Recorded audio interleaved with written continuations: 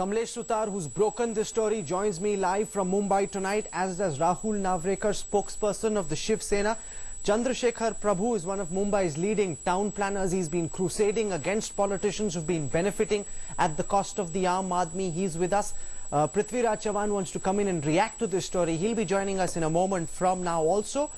My first guest tonight, my first question is to Mrs. Vilas Ujavane. She's an applicant who was promised way back in 1988 that she would get this house. The chief minister told her so. Successive chief ministers have told her so. She hasn't got a house. She really reflects the plight of the 7,000 odd people who are on that waiting list, hoping that the discretionary quota will someday benefit them, while we're seeing through this RTI application that 85% of the houses have been allotted to politicians. The question I'm putting on the center stage face-off tonight: should flats be taken back from those netas who have filed fake affidavits? They've told the election commission before the elections that their assets run into crores, yet they file affidavits saying they cannot afford to buy a house in Mumbai at commercial rates. They are misusing this discretionary quota.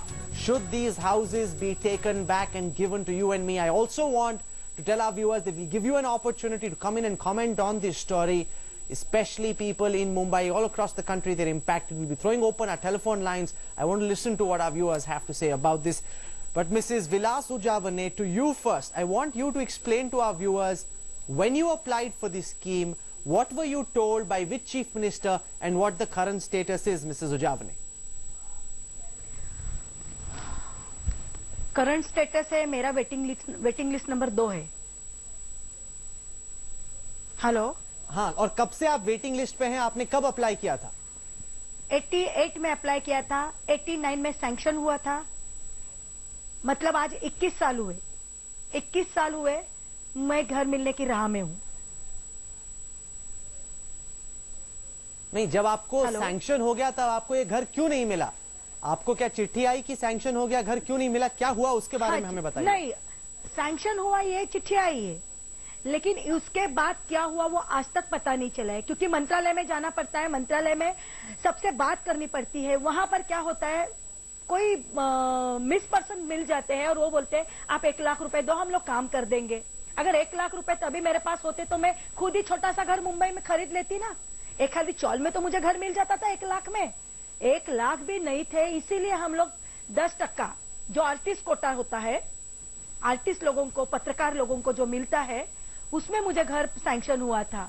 और जो मुंबई में afford नहीं कर सकते घर, इसके लिए उनको 10% कोटा में मिलता है. तो आज तक मैं राह देख रही हूँ. क्यों नहीं मिला वो तो मुझे पता नहीं है. मिला नहीं, इतना ही पता है. अब किसको पूछना है क्यों नहीं मिला? Okay, that's an important question. We invited the chief minister on the show. He declined our invitation. Other leaders have declined the invitation. But Sachin Ahir is the Minister of State for Housing in Maharashtra. We'll be going across to him. But before that, I just want to go to Kamlesh Sutar, who's broken this story. Kamlesh, you've been working over the last several days on this story.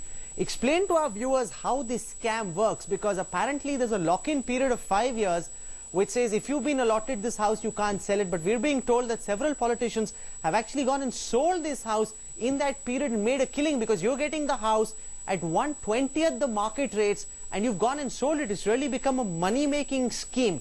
What was supposed to be a discretionary quota for the chief minister is now becoming a money-making scheme for netas.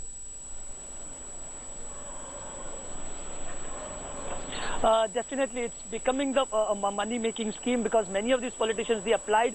See, politicians per se, they can apply for the scheme. There's one category which is very ambiguous, that I'm in a dire need of house. Now, this dire need of house can be anything. Politicians, most of the time, they say that they need to meet the people from their constituencies, people who come in from far distances, MLAs, MPs, who come in from farthest distance of Maharashtra.